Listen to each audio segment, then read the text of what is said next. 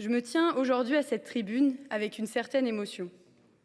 Parce que ce texte, ce combat, il est politique, mais aussi profondément personnel. Petite fille et arrière-petite-fille de pêcheurs de Concarneau et d'ouvrières dans les conserveries de la ville, j'ai grandi au rythme des histoires de pêche, de naufrage, de la dureté d'un métier que les hommes commençaient alors qu'ils sortaient à peine de l'enfance, d'histoires extraordinaires, de requins-baleines, de dauphins ou de thons énormes.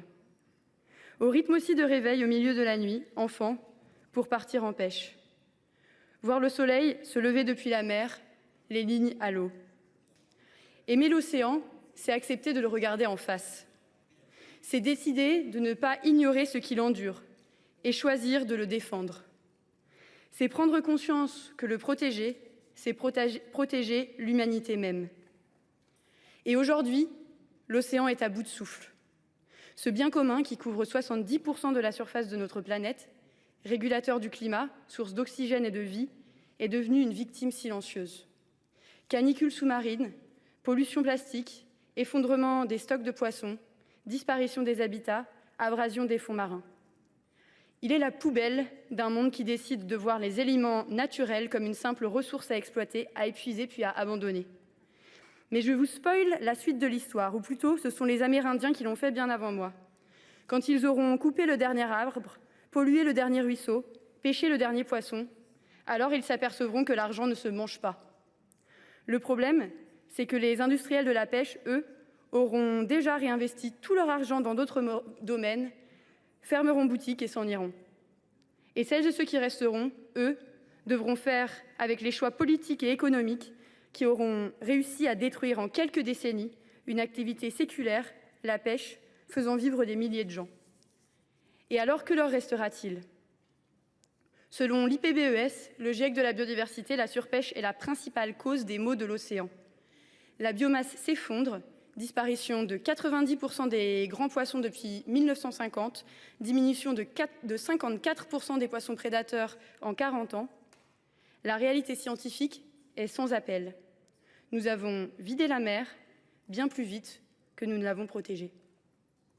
Alors que la conférence des Nations Unies sur les océans à Nice touche à sa fin, la France a tenu le devant de la scène. Avec le deuxième domaine maritime mondial, notre pays était attendu. Notre responsabilité était immense. Le président de la République a indiqué vouloir limiter l'activité des chaluts de fond dans certaines zones des aires marines protégées.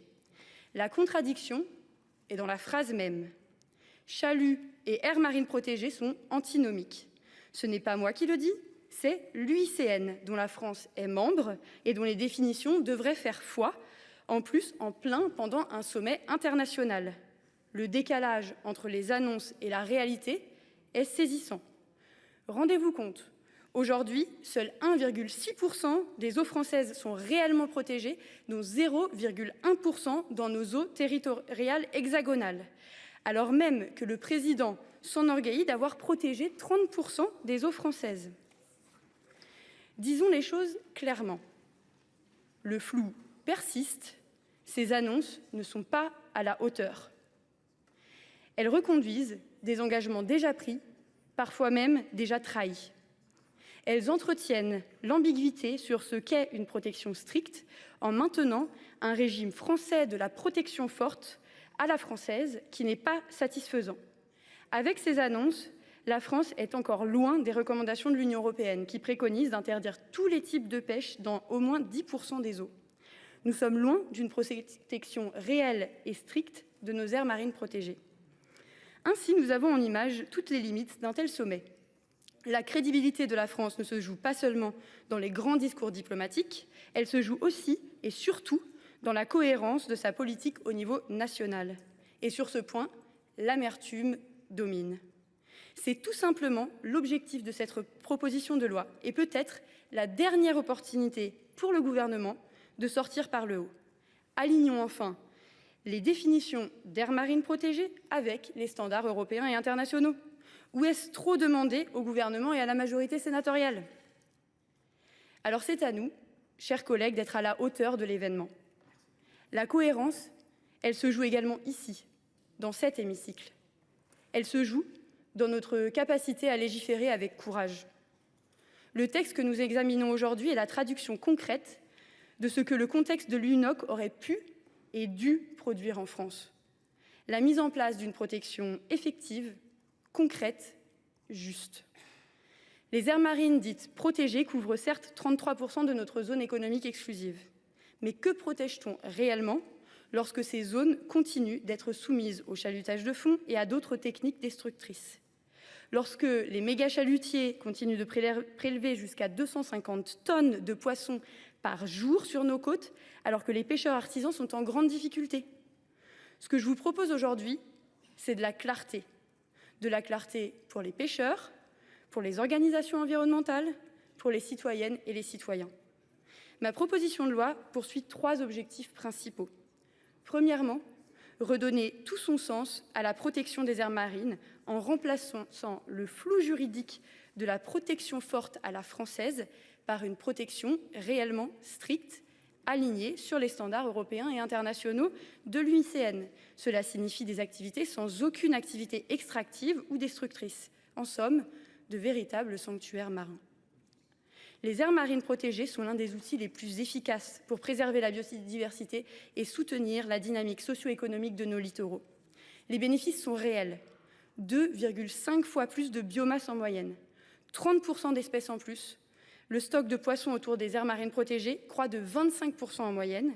Un emploi direct pour chaque tranche de 100 hectares protégés. J'ai entendu les doutes de certains sur la possibilité de la mise en place de 10% sur chaque façade maritime.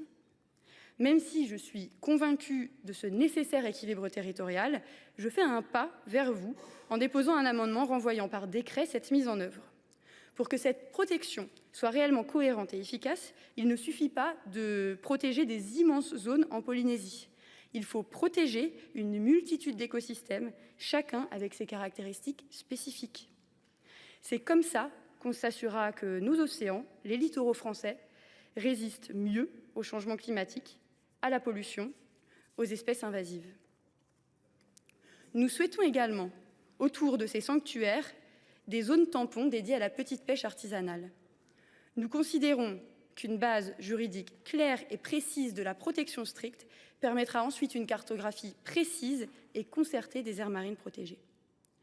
Deuxièmement, nous proposons une transition des flottilles de chaluts de fond, destructrices sur le plan économique, peu rentables économiquement, dépendantes des subventions publiques et vulnérables à la hausse du carburant. Plutôt que d'attendre l'effondrement des flottilles, nous devons accompagner cette mutation. Et enfin, je porte l'interdiction des bateaux de plus de 25 mètres de la bande des 12 000 nautiques. Pourquoi ? Pour préserver la ressource et protéger les pêcheurs côtiers de la concurrence des méga-chalutiers. Mes chers collègues, c'est une mesure de bon sens. C'est une mesure attendue par les pêcheurs, notamment en Normandie et dans les Hauts-de-France. L'exemple du Margiris, l'un des plus grands chalutiers du monde avec ses 143 mètres de long, est particulièrement symptomatique. Ce bateau exploité par une société néerlandaise a été au cœur de nombreuses polémiques. À la criée de Dunkerque, par exemple, sa présence a suscité la colère des pêcheurs locaux qui dénoncent une concurrence déloyale et une menace pour leurs activités artisanales. Ces navires industriels n'ont rien à faire au plus près de nos côtes. Chaque personne rencontrée me l'a dit. Ces bateaux peuvent aller au-delà de 12 000 nautiques. Ça ne devrait même pas être un sujet. Leur présence est un impensé écologique et surtout social. Je vous présente donc un texte qui répond à la fois à l'urgence climatique tout en préservant la filière. Je souhaite couper court à certaines remarques et à certains a priori. Cette proposition n'est pas un texte contre les pêcheurs, c'est un texte avec eux, pour permettre à la mer de continuer à nourrir, pour permettre à la pêche artisanale de survivre. La science est parfaitement claire. Là où la biodiversité est préservée, les poissons reviennent. Là où des aires marines strictement encadrées ont été mises en œuvre, comme à Cap-Roux, à Port-Cros, la biomasse a explosé.